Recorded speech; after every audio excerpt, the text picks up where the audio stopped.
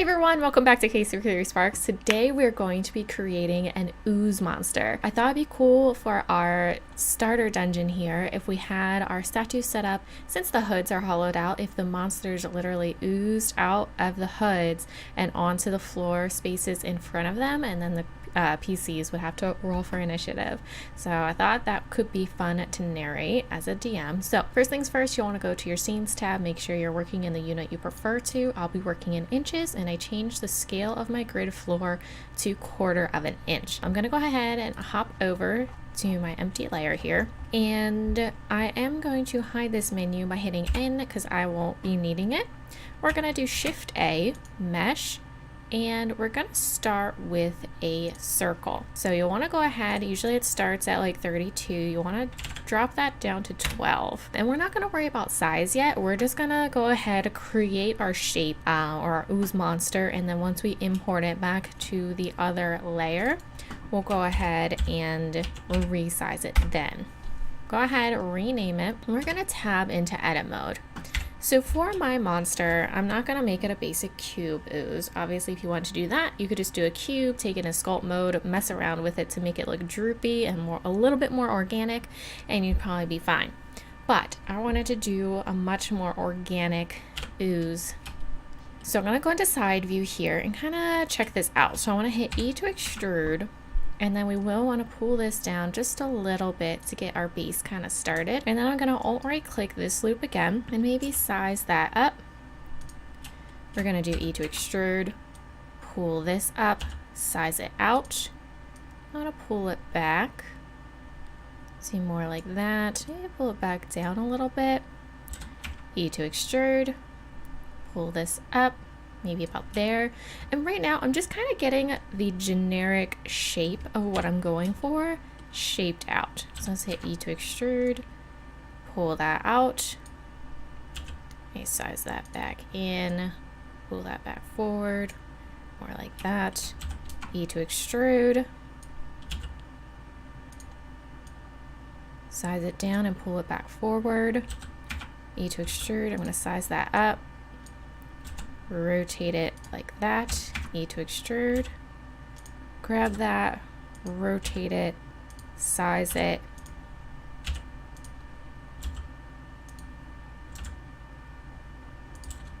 E to extrude, size that in, pull it out, E to extrude, Alt M at center, and go ahead and pull that out as well. So we're getting kind of a generic shape going. Obviously doesn't look like much. Right now it's definitely a little bit wider than I would want. I'm gonna hit SX, oops, make sure you have everything selected with A, SX, and squeeze that in kind of like that.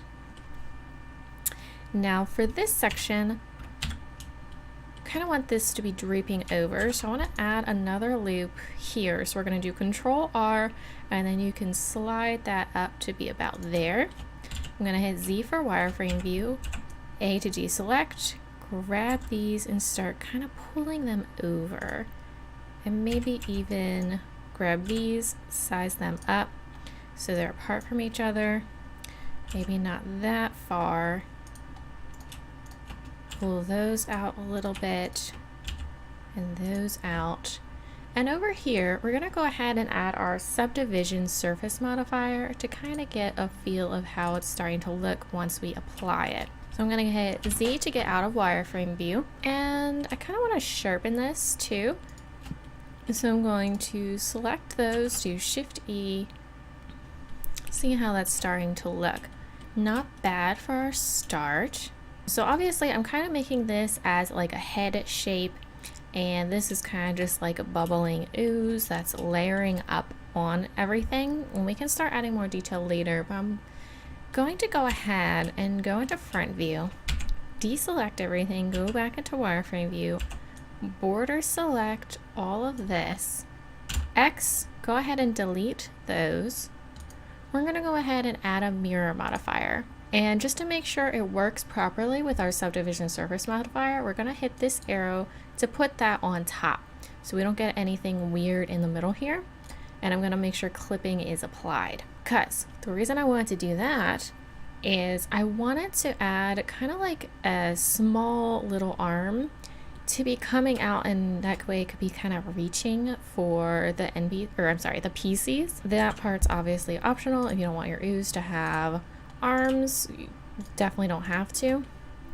But I'm gonna grab this face here, hit E to extrude, and pull that forward. Now it's a little thin for what I would want. I'm gonna go ahead and grab these two vertices and pull that out along the X. Maybe pull that up for the shoulder-ish area. Pull this part back. Pull this part out a little bit more. Pull that part out. And then once we have that, pull this one forward. Start flattening out a little bit. I'm gonna grab this, E to extrude again. We're gonna grab that and pull it up. You rotate it, size it down, rotate it. And if you wanted, you could do SY0 to get it completely flat, get a little bit better shape. So it's not very threatening looking yet. It's actually, yeah, we're not going to worry about it. We're going to move forward. Don't worry, it will look better soon. Let's go ahead and alt-right click this bottom here. We're gonna do E to extrude, size that down, make sure you pull it along the X as well, and we're gonna do Alt M at center, and then we'll have to pull it in to meet it as well, so that way it creates a flat bottom. And we'll do Alt right click on this center again, or I'm sorry, this loop again, and we'll do Shift E to sharpen that so we can make sure this bottom is completely flat so it doesn't do anything weird when we set it on our tabletop. Now I kind of want the back to be a little bit rounder, so I'm gonna grab these, kind of pull that out, maybe more like that, so it's actually kind of bubbling up a little more. Maybe pull these out and back, pull that out a little bit, start going ahead and deforming our shape. So we'll do like that. I want to pull these two out further. It's kind of look like it's almost leaving a little bit of slime behind. Maybe pull this back and out. Pull these further back. So we could almost make it look a little bit more wavy as well. So this is where you can kind of just start playing with the shape and molding it however you see fit. Really just have a lot of fun with trying out different things. Since this form, really there's no standard for how an ooze should look. You can just keep going in, pushing and pulling your vertices, resizing certain things, and having, and really just doing anything you want. So this form would be a really good practice for being able to just figure out how to make different shapes come alive. I kind of want this to come out a little bit and maybe down and pull this up so that way it's kind of falling over. Maybe more like that. Same with this part, maybe bring that out, push that up a little bit. I'm not gonna crease it though. If you wanted, you could certainly crease all the way around, but I think what I'm gonna do is grab these two and sharpen it just slightly to help it transition into this part here. So maybe sharpen a little bit more. That's looking a little better, but I still want this to look like it's falling over that part more. So I think I want to grab these and pull it out even more. Grab that, really layer it up. And I almost want to size it down a little bit. Like I don't want it to come out that far back. So what I might do is grab all of these and push it in a little bit more. So that way it kind of falls nicely. And then we really have our trail here. which I'll pull back a little bit further. You just want to make sure that our mesh isn't really intersecting at all, so we don't get weird little sections once we start printing it out. I would also like to sharpen the back here as well. So let's go ahead and hit Shift E and then sharpen this part a little bit, just like we did with the other section. Maybe pull that down a little bit. Grab that, maybe make it a little bit more of an odd shape so it's not totally perfect. We want it to really look like it just kind of fell into place and developed these arms. Grab these, put that down, this part kind of up. Kind of want to push this part back.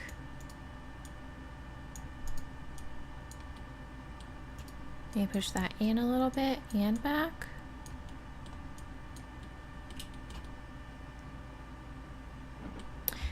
I'm not too happy with the head shape.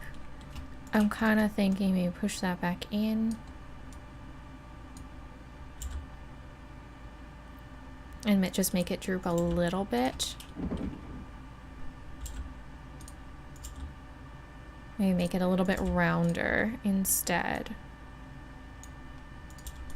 So just keep playing with it. See what shape you like.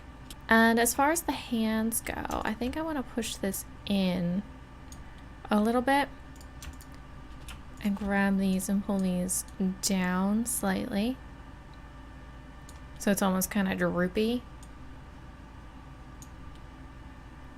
And if you wanted, you could even add a loop here, pull these down, add a loop this way, and really let this kind of sag.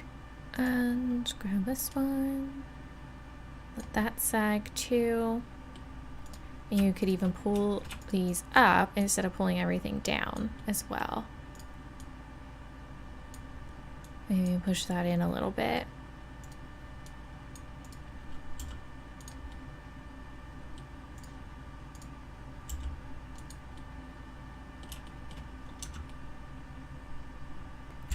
I think I want to push him in a little bit again. So I want to just select everything and size that in, but I want to make sure that this part here doesn't intersect. So I might actually delete that loop. It doesn't look like it's actually that necessary. So let's go ahead and X, dissolve this edge loop. Just get rid of it. We don't need it. And push this in. And I'm almost debating, I do like it for here. It's a little bit too much for the face, but it does add good detail for what I'm looking for back there. So what I'm gonna do is, before we push it in, is just deselect these, since I don't really want them to move that much. Oh, but make sure everything else is selected, and then you can go ahead and deselect some of these center ones here, since they're not gonna move anyway. And we can just push everything else in. And then I'm going to pull these back out.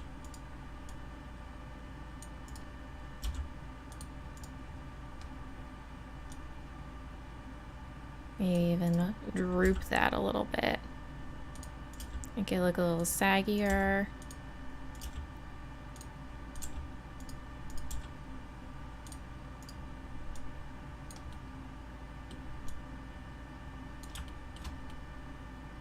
More of like a monster that you definitely don't want coming after you, because it's going to dissolve all your armor and weapons. So let's say about that shape, but we're getting some weird pinching here, so we'll want to fix that. I'm going to pull this out.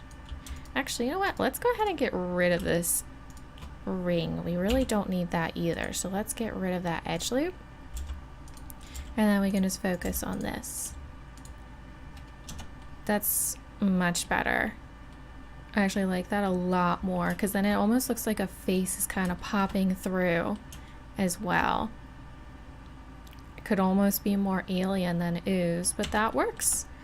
So as you keep layering and layering your ooze, you can of course just keep adding more loops or taking them away and see how it affects it. The options are really endless for this kind of creature.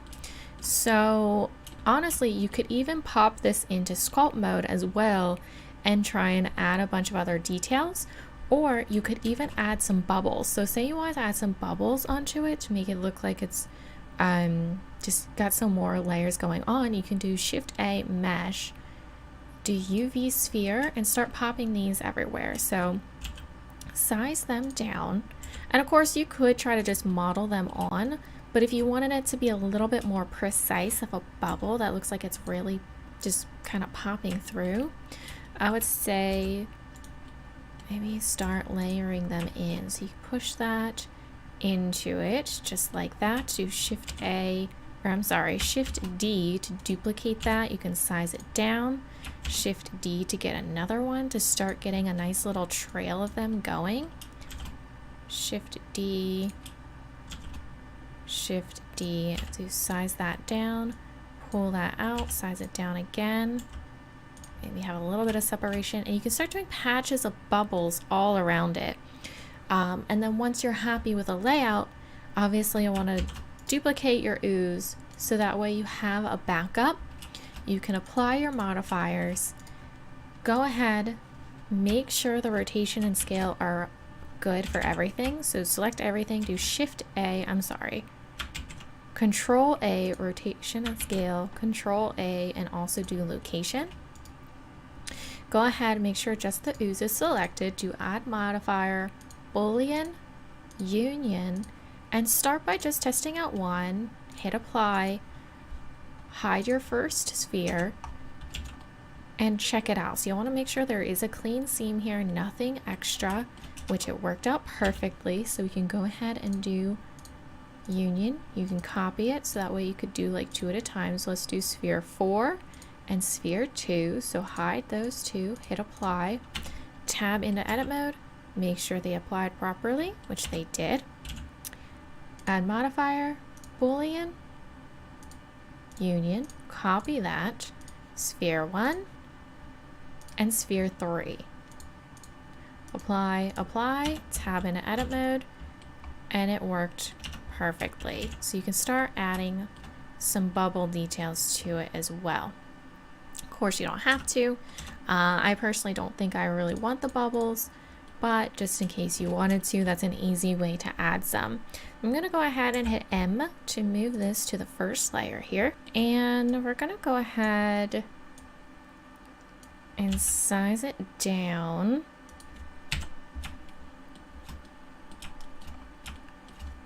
And it might take up a little bit more than one square. I kind of see how it would look. I'm gonna pop it in front of our statue here. I almost want it a little taller. Grab that, and that's it. So of course, this design is a little bit unique for slime. You guys don't have to do it quite like this. It is definitely a little bit more, I guess, personified, since it almost has like a face and hands popping through. You guys can do whatever you want for this, but it's a lot of fun, a lot of easy practice. I'd really recommend trying this one out for when you want to just kind of get a feel for doing something very organic. So if you have any questions, go ahead, put them in the comments below. If you have any requests for what you would like to see pop up in the upcoming videos, go ahead and let me know as well in the comments. And I will see you guys next week, but don't forget to like and subscribe. Bye!